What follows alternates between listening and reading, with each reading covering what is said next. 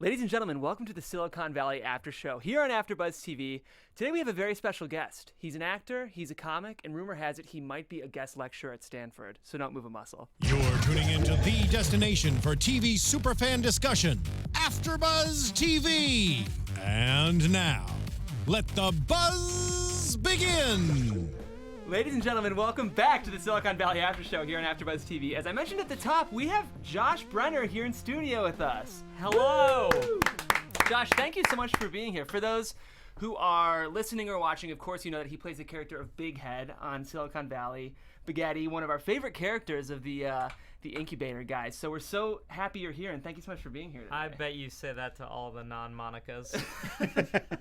Just Monica is the only one that we... Also, I guess that the massive spoilers in your promo teaser mean that people are smart enough to not listen to this before they watch the episode. Is that the number one rule? The number one rule, yeah. This is like a spoiler network, so it's all spoilers. Anyone who's listening, we assume has seen the episode. We do have those rogue listeners who sometimes just tune in without watching. You fools. Yeah, the dangerous, rebellious viewers. But we also have, of course, the rest of our panel here on the table. We'll start with you, Christian. Where can they find you online? Hi, I'm Christian Bladt. You can find me at Christian DMZ and some other shows here at AfterBuzz. That's right. I'm Phil Svitek. Happy to be here, and you can check out my website, philsvitek.com. Yeah, so I'm so excited to talk about this episode. Before we do that, Josh, again, thank you so much for being here. We're honored. We're huge fans. I also watched Marin, so of course I'm familiar with your work on that show as well. You're the guy who watched Marin. I'm the one. I'm also the other guy who watched Marin. Yeah. Oh my God, our ratings just doubled. To be fair, I only watched for the cats, but I enjoyed you as well. God, those cats. I know at least 6 other people at the network that did watch the show. Yes. And your network is 450 million people, is that right? Yes. Yeah. So percentage-wise, we're really crushing it. It's funny to me, Josh, because obviously you're a Harvard grad, you're a comic, you're a sharp guy, but you seem to get cast frequently as like kind of these inept, like, have you found that that's kind of like your type is like, and you kill it. Well, thank you. It's not easy having a dumb face. No, I don't know. It's been interesting because like definitely the computer nerd thing is where I was very lucky to like come out to LA at a time when not being handsome was very in. So I benefited from that. But yeah, the dumb thing was a bit of a surprise, but it's super fun. I mean, well, it's to your credit because like it's actually I'm sure not easy to play dumb, and like you play it in a way that's so fresh. And I think that's why Bighead's character has grown throughout the show. Is because your performance is so much fun to watch on the show. Hey, come on. Yeah, and absolutely. I mean, I think I think that like usually right. What I noticed like when with a character like that, there's a balance of yes, they're dumb, but they're so likable. They have such a great heart. It's almost like the Forrest Gump effect. Mm-hmm. He's not bright himself, but obviously people love that movie and love that character. And so I would venture to say same goes for Bighead. Mm-hmm. Yeah, that I was actually talking about this with someone just the other day. That a couple things. One is that he is surrounded by literal geniuses. Like an interesting thing about the world of Silicon Valley is that you are literally surrounded by like some of the smartest, most high IQ'd people in the country. So he, it's hard to know where his intellect lies, because if you put him next to something like that, sure, he's gonna come off pretty dumb, but like in an average Midwestern, Southern, Eastern town, he might do all right for himself. Yeah, I just guess by that's comparison. True. He could just be spacey, I guess. I think at Hooli, he would come off as like, oh, maybe he's not the smartest guy, but AfterBuzz TV, you're a genius. Right now, we're very excited. I do think there was a moment though when Bighead was reading a magazine with his face on the cover, and he wasn't quite aware of who was on the cover. So, as much as we want to give him the credit, but it's so much fun, and I do think that you're making specific choices, which I love watching. What do you feel like you're doing to distinguish Bighead from your average kind of dum-dum on other shows? Because I think it's there. Well, I appreciate you pretending that it's me doing it, but I have to give credit to our writers who are, obviously Mike Judge and Alec Berg and the rest of our amazing staff who don't get to be named as regularly, but are also equally amazing and hardworking and hilarious people. They have crafted this character that it's almost this like Taoist, like dust in the wind thing where he doesn't there's a complete lack of ambition, a complete lack of ego, and a complete lack of awareness of what's going on, but almost because he just doesn't care. There's this real zen quality to it, which is what I love about it, is that it's not like it's not like an active stupid. It's a very passive stupid, which is I do think is unique, when compared to some of the other great dumb characters on TV. I wanted to ask you, were you familiar with and also perhaps a fan of Mike's earlier work, whether Beavis and Butthead, Office Space? I mean, that's in terms of movies. There's a classic right there. A couple weird stories about this. I have always been a huge Mike fan, and I went home after working on the show for like a year or two, home to my where I grew up in Houston, Texas, and found like all this Beavis and Butthead stuff from when I was a kid that I did not remember owning. And it like shirts and like boxer shorts, and like the best thing that I've tried to find again and have subsequently lost, like one of those like sound machine keychains where it was just like whoa, all right. And I wanted to bring it to Mike to have him sign it for me, but I've never been able to find it again. Anyways, huge fan of his. And the weird story that Mike and I put together when I started working on Silicon Valley was that, so I grew up in Houston, Texas, and Mike's obviously spends a lot of time in Texas as well, in Austin. And I had, as a kid, like maybe in like 8th or 9th grade or something like that, auditioned for a movie that Mike Judge was making in Austin, got cast in it as a kid, and then the project died, and I never met Mike or anything like that. So like 15 or however many years later, we put that together, and it like I finally ended up getting to work with Mike. So it was this weird, like, I don't know. I don't believe in things, but if I did, it would be one of them. That's pretty cool. I mean, like, Mike Judge is arguably one of the comedy juggernauts working in TV today. I mean, like, I think Judd Apatow would also be on that list, but, like, I'd have to imagine it's a dream as someone who's a comedy fan to be working for Alec Berg and Mike Judge. Like, that's pretty cool. Well, yeah, and Alec Berg as well. I mean, yeah. Like, being around the set and, you're literally getting notes from Hank Hill, which is, because he's like, Josh, could you just take that one again? Yeah, I mean, that was pretty terrible, but if it was good, that's what it would be like.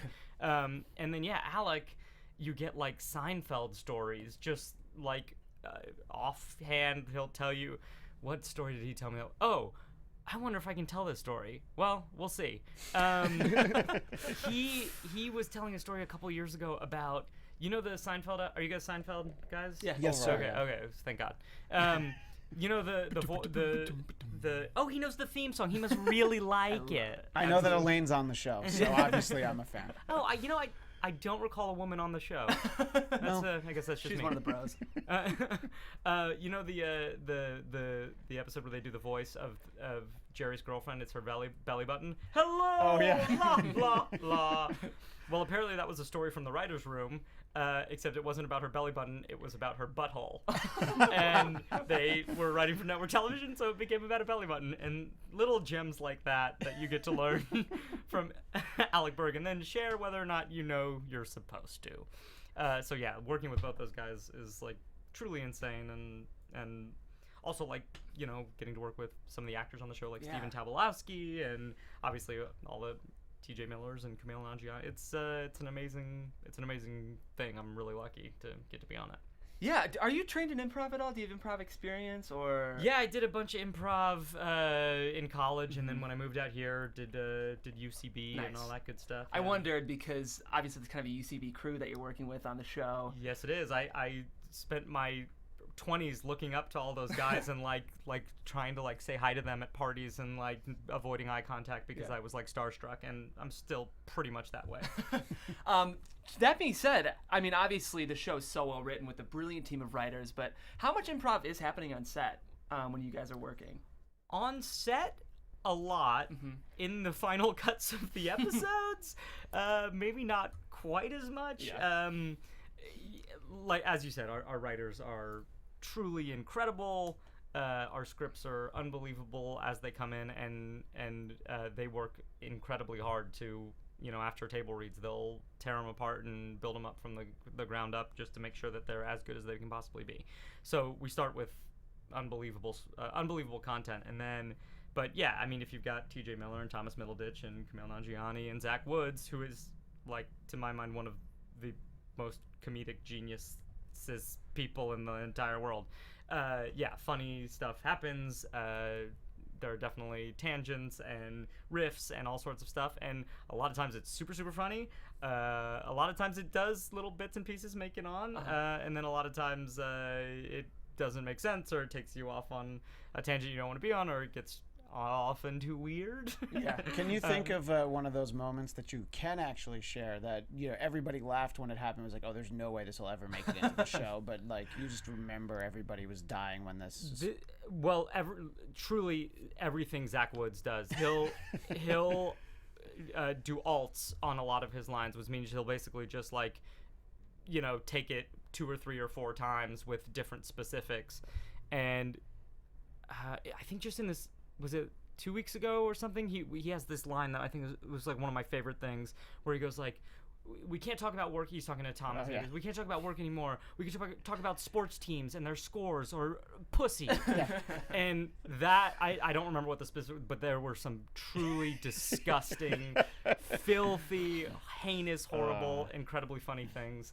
But yeah, Zach is often good. And also in this last week's episode when TJ mistakes, should I be using character names? When Erlich mistakes that when Monica comes and goes, do you know how bad Ed Chen and fucked me, and just yeah, fucked me, I took a note on that. and he thinks she's talking about a threesome. Threesomes are always awkward. Yeah, that was at least 45 minutes of TJ just exploring threesomes, offering different bits of wisdom, and obviously what's there in the episode is pretty truncated, but yeah, TJ's good for lots of comedy that that no one sees except everybody on the set. Yeah, unfortunately, yeah, I feel like that DVD box set should be coming out eventually. It was just like the best of TJ Miller's alts on.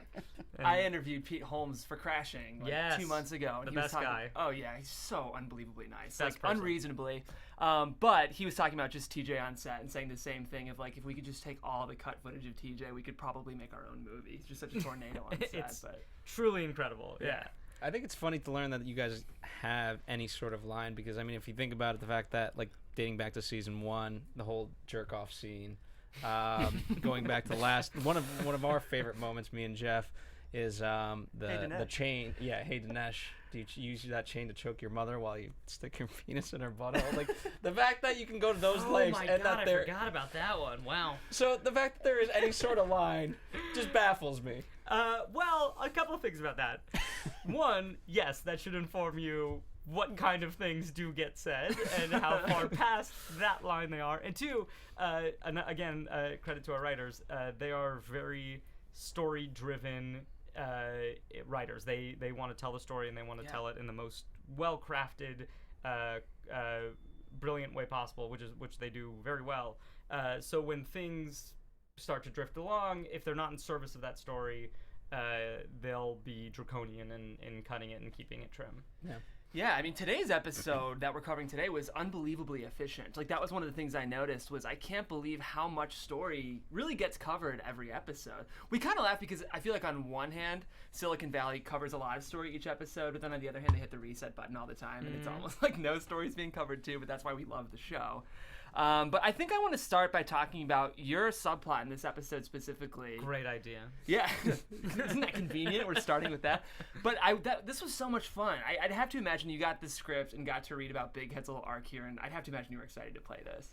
It was just perfect. I mean, I'm really sucking these writers off, but yeah, I mean, you just can always count on them to come up with the next logical, hilarious heightening of the joke. And yeah, I remember actually seeing them while they were writing before any scripts came in, and I remember them going like, oh yeah, we think we have the thing for Bighead this season. And I was like, oh great, what is it? And they're like, he's gonna be a professor at Stanford. And I was just like,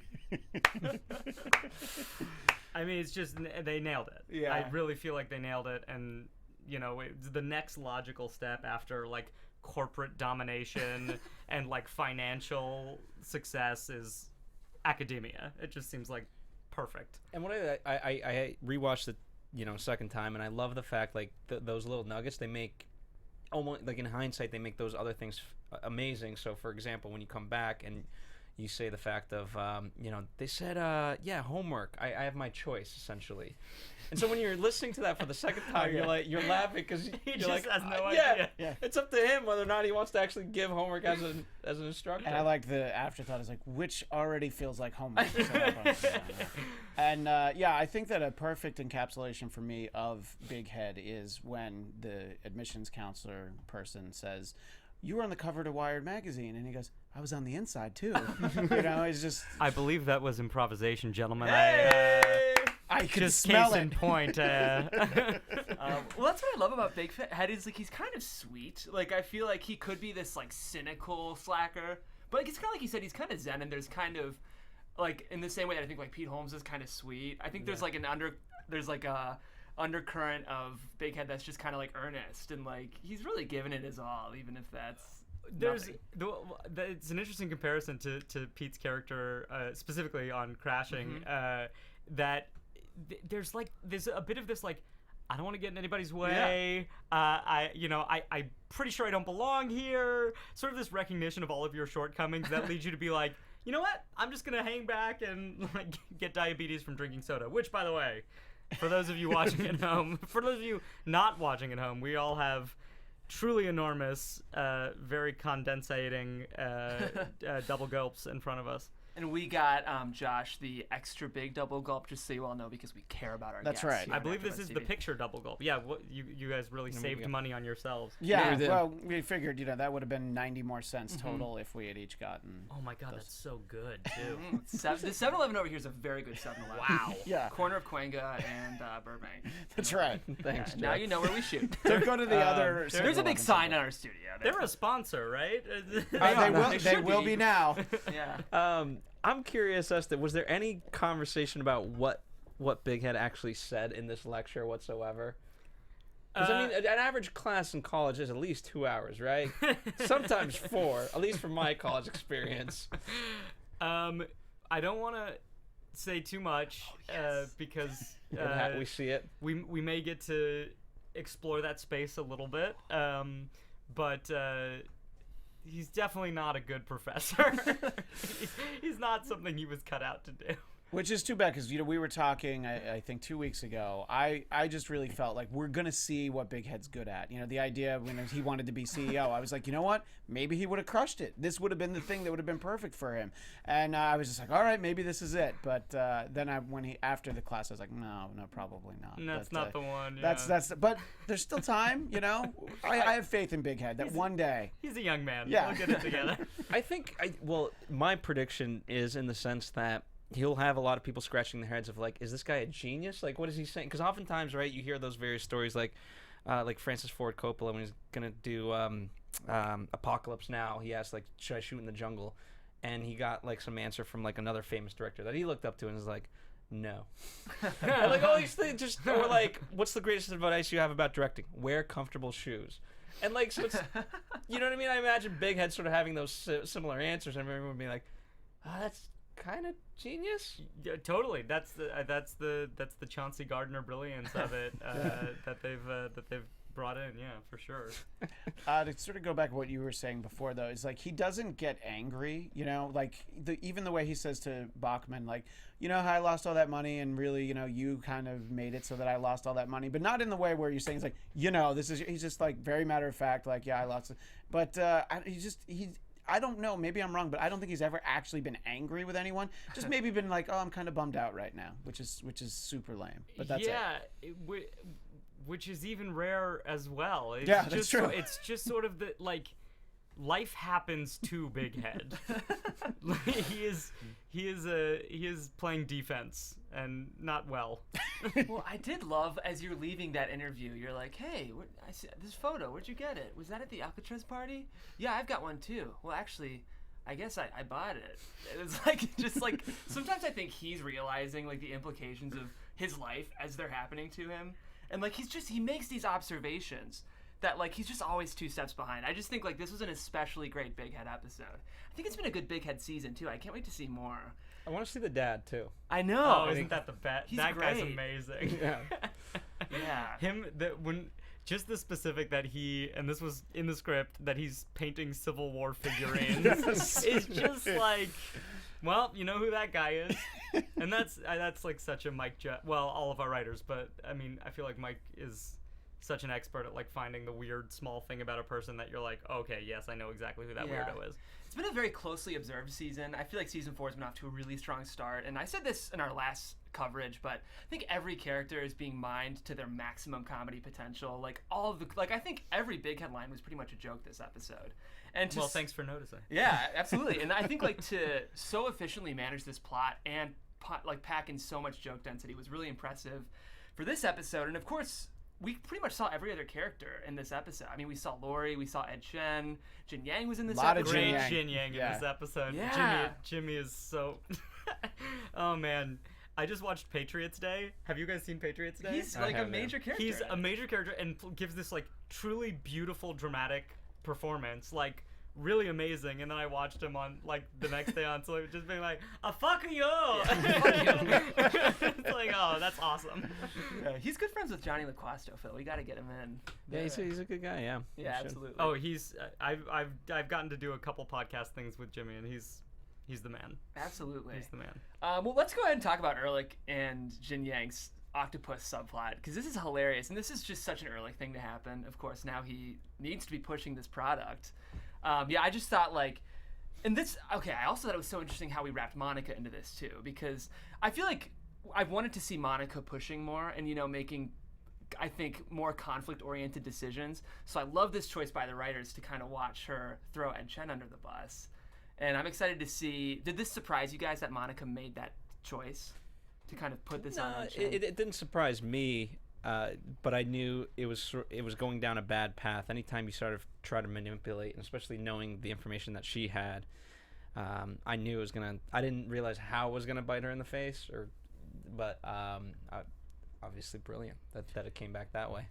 Yeah, I mean, I think we got the reminder of just how desperate she is as she's staring into the men's room while she's, you know, having her fake cell phone conversation. And yeah, and by the way, I love the scene with her and Richard at the supermarket where Richard can't help himself but insult the same shopper twice. You know, you do really important work. Fuck you. And what a brilliant visual gag that 95% of that, it was essentially a Trader Joe's, had.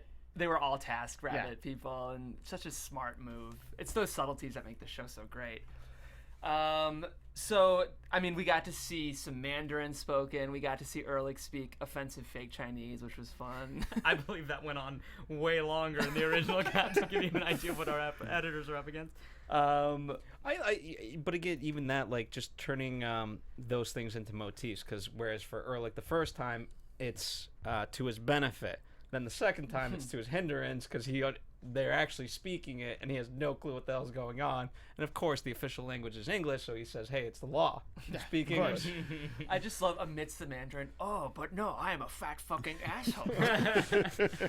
Oh yeah, and TJ's straight manning that going, what? But that's me. Why would I say that about myself? So good. Speaking of motifs in this episode, I loved the callback of crazy, no, opposite. That was like such a sharp recurring bit, and of course we kind of see Richard super unhinged in this episode. We start with him kind of like getting semi-diagnosed by a doctor coming in. I love his doctor, by the way. Every time there's a scene with him and his doctor, and this time, you know, he barely tolerates Richard in that scene. So, you know, you can tell he's just like, why does this guy keep coming in here? You know. And anyway, it was always great. I kind of get shades of Leo Spaceman from 30 Rock. I don't know if you guys watched that. Oh, interesting. Yeah, I love Chris Parnell. Yeah, so good. But Richard's kind of losing his mind. And, you know, tied to Richard is Gavin. Gets fired from Hooli. Did this surprise you guys? Because I did not expect this development this early in the season. I loved what Jack Barker did. To me, that was a stroke of brilliance in terms, because we were wondering where Jack's going with this, and the fact that they answered that so quick, and you kind of, at least for me, that split second, you're like, oh wow, wait, Jack's kind of a sweet guy. Nope. Nope. Yeah, that was something that we had talked about last week. We figured that there would eventually be some payoff where, you know, he had some, you know, master plan. But, oh, no, just next episode, within the first 5 minutes, he's like, oh, yeah, you're out, which I thought was great. And my favorite moment in that is Gavin trying to say goodbye to Hoover. And he just keeps taking. It's like, oh, and I need your ID and your parking pass and your car. And it's like he's actually like trying to have a moment with someone, and he's like, no, okay, get out of here. And they take his nameplate right as he's pulling out of the parking spot. So I also really love that the conference where he's trying to like rap with his people. Oh, and yeah. the guy finally stands up and just walks out of the room. This is interesting, though. I felt like tonally it was handled with humor, but also some pathos. Like, I thought it was, and that's what I love about the show. We talked about this last week, is 95% of the time it's like Mike Judge, satirical, over-the-top, farcical, but like it does get kind of sweet sometimes. And I thought this was kind of sad, like a little sobering to watch him leave with Hoover. It's funny, obviously, too, but I really liked that choice. I'm trying not to say so many spoilers. Man. There's that his journey is great. He's got great stuff. Here's, when I saw it, it's interesting, like, in the photo, right? Correct me if I'm, because it didn't outright say it, but there's a little Gavin there, right? I mean, that's his face, the second guy. The photo they're looking at? Yes. Yeah, it's Gavin and Peter Gregory, and then their other two partners, I guess. So that insert shot was so quick, but it was interesting to see a young Gavin, and that sort of opened up my mind to the idea of like, was Gavin always this way, or what was his earlier ambition, and can that sort of be re-sparked? He's a fascinating character, I think. Do you get to work much with Matt Ross? Or season 1, I guess you were. This was the first season where we didn't get to as much, but yeah, those scenes whenever he was doing like sort of the big conferences, when Bighead was still at Hooli, I always got to watch him do those. And Matt Ross is like, in addition to being a brilliant director, if you guys haven't seen Captain Fantastic, I know, it's I'm like, truly what can't he do? Awesome. Yeah. He's so freaking funny, but also you're right, like very sincere and very honest and very vulnerable in those scenes when he's like playing this sort of emotional turn. But yeah, Matt is incredibly funny, and I do miss that. That is the one thing that I miss about about getting to do those scenes, because he's amazing. Yeah, I guess we might as well kind of discuss. After leaving Hooli, we find out through kind of an extended inside Peter Gregory's brain montage, which was a lot of fun. There's a lot of callbacks. Woo! Yeah. Woo! Woo! Sorry, good. listeners, for blowing out your eardrums. We learned that like the open source internet that Richard's been pining after is owned by Gavin. This was a really brilliant twist. And of course, the last shot we see of the episode is Richard going to meet up with Gavin. Did you guys see, again, like, this almost feels like it could have been the first episode of the season in the best way. Like, I love the first 2, but it feels like we had 6 subplots introduced, and it makes me really excited for what we're going to see. That surprised me, though, that quickly Richard and Gavin are going to hook up. Well, my head went more specifically to the fact that I understand Richard was missing a shoe, but he took another shoe. Why couldn't he just replace the shoe that he didn't have a pair with the shoe that he did have a pair with, and wear those shoes? Yeah, we got to see Richard freak out in this episode. It was awesome. What a great turn by Thomas Middleditch. This was hilarious. Yeah, the closet door is definitely a defining moment of the character. Falling into the pool is like a close second, Yeah. I think. I think Thomas has been officially sort of come to be appreciated as like the brilliant physical comedian he is, because I guess it was last season there was that scene where he like puts his hands on the table, but he accidentally rests them on 2 sheets of paper, and then he slides across and bangs his face on the table. Like, I think after that, now the writers are just like, well, what else can we have Thomas like absolutely break and destroy in addition to his face? Yeah, he probably regrets that choice, because now they're just going to put him through the ringer. He's so good at it. It's amazing. Well, see, even last season, the great Dinesh chain joke, it rode on the fact that he had to trip and fall and dump all the papers, right? Going back to your idea of plot. And if that didn't work, if that looked cheesy, none of it would have worked. The joke wouldn't have worked, and the story wouldn't have worked. So, yeah, you're right in that sense that he's got great timing. Well, I'm very excited to see Gavin and Richard partnering, and we've seen Richard kind of doing his own thing this season, and I wondered where it would take us. So I'm just very excited to see that explored. It's great. Yeah. I'm excited for you. Yeah, I know. You probably know stuff we don't, so you got to be careful what you can say. I read almost all of the scripts. Do they give you just sides, or do they give you the full script? No. We do table reads before all the episodes, so we are fully aware of what's happening. The full season's shot, right? Yeah. Okay. I don't know if it's all fully edited. I mean, I think it's probably mostly done, but maybe they're still like color correcting or doing some audio or something like that. Yeah, I'm sure typically like the last episodes they get finalized like a couple of weeks in. ahead of Do you me. guys shoot in San Francisco? Very little. Uh-huh. You know, on the pilot we did a couple days, and then each season it'll be like a day or two. Like obviously when they were at AT&T Park in San Francisco, they were up there, and then exteriors here and there. But for the most part, we're faking it. Are you guys on a lot? Liars. Yeah, Or- we're at Sony. Oh, you're at Sony. Okay. Yeah.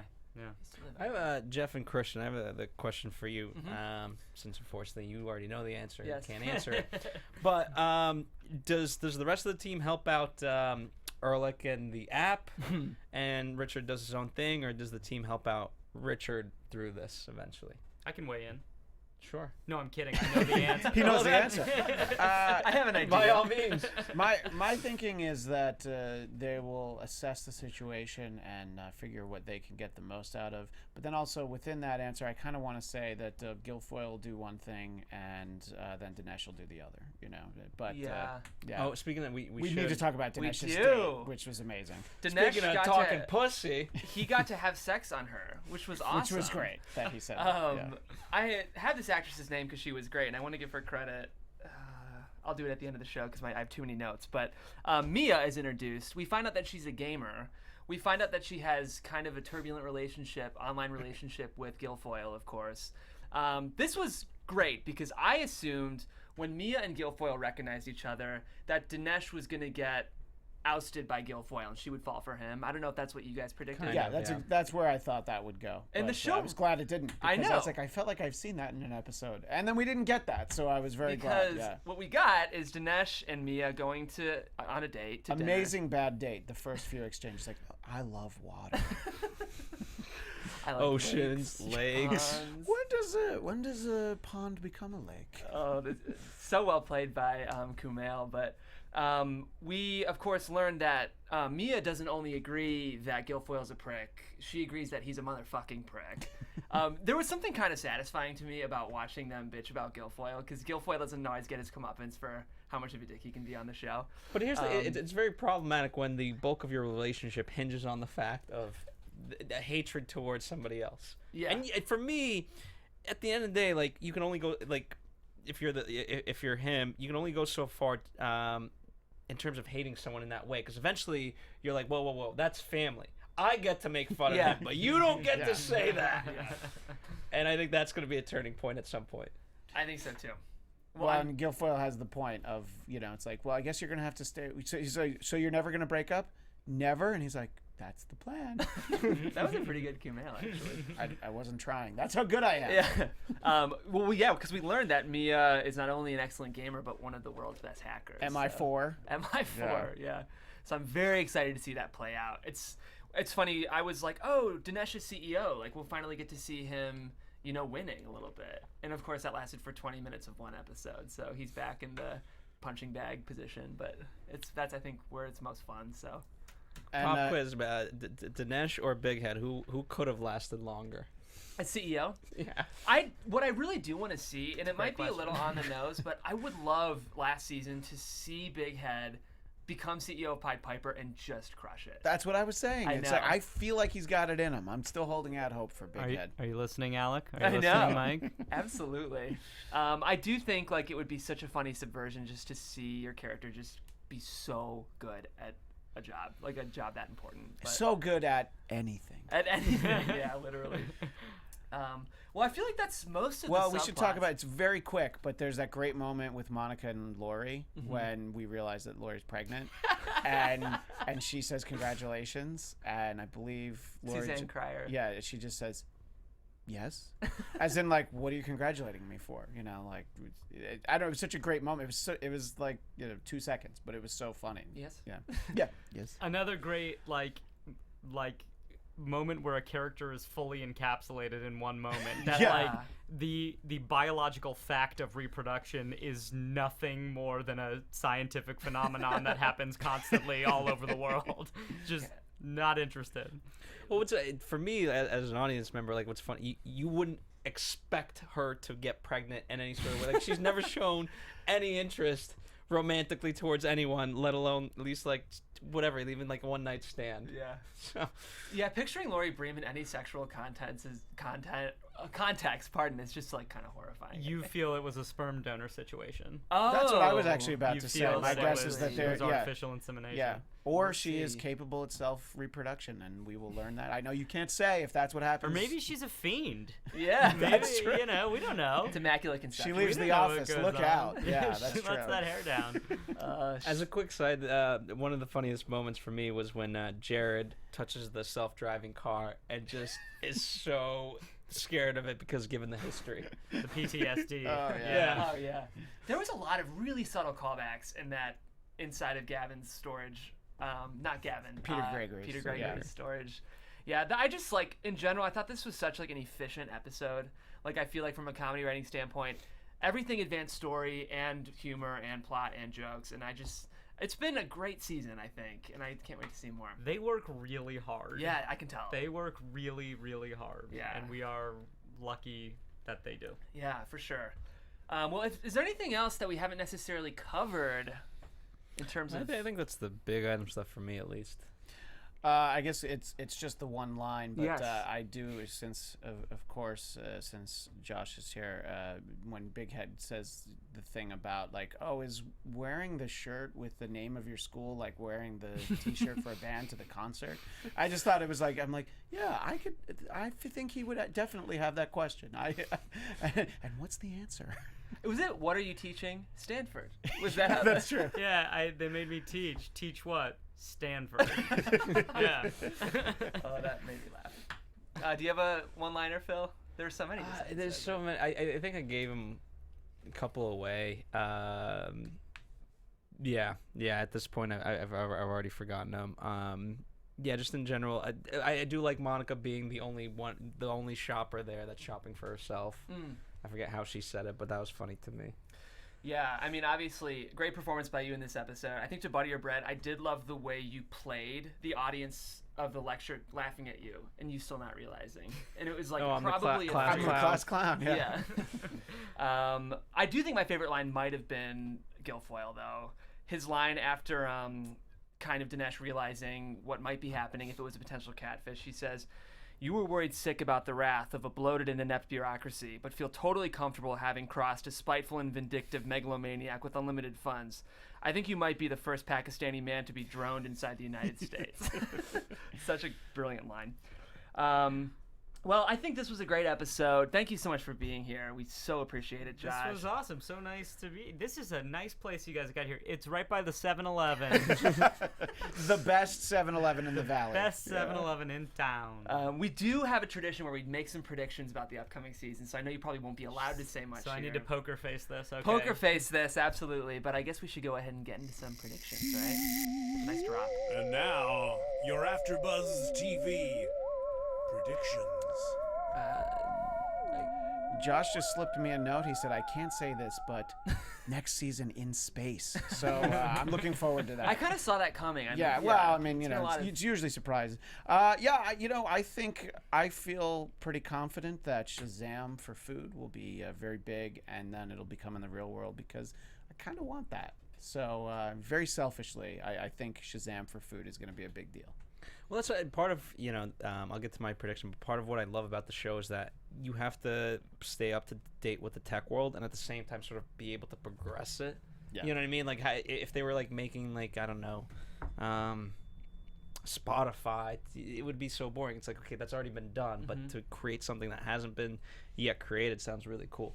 My prediction is Richard always just talks way too much, and so God knows what he's going to say with Gavin, and then Gavin's gears will sort of turn, and obviously in the preview we get Jared just I think Jared might go mafia this Yeah, season. the implication that he will kill He's willing someone to if kill. I think he is definitely willing to kill. Whether or not he ever actually does, he's certainly willing to. Yeah.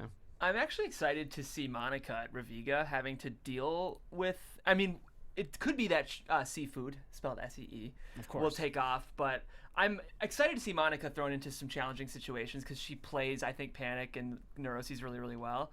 I also really liked Ed Chen. I thought this was like kind of, we got to know him better. And like the Asian bro is like not seen enough on TV. That's my man Tim Chu. He's great. He is the best. Yeah. He and I were in acting class together for Really? years, a long time ago. Yeah, I'm so happy. He's a great character. Yeah, he's a great character, and like we kind of see the Asian bro on Crazy Ex-Girlfriend, which is a lot of fun. But it's like fun to see more of that because I think there's a lot of like reductive Asian portrayals on TV.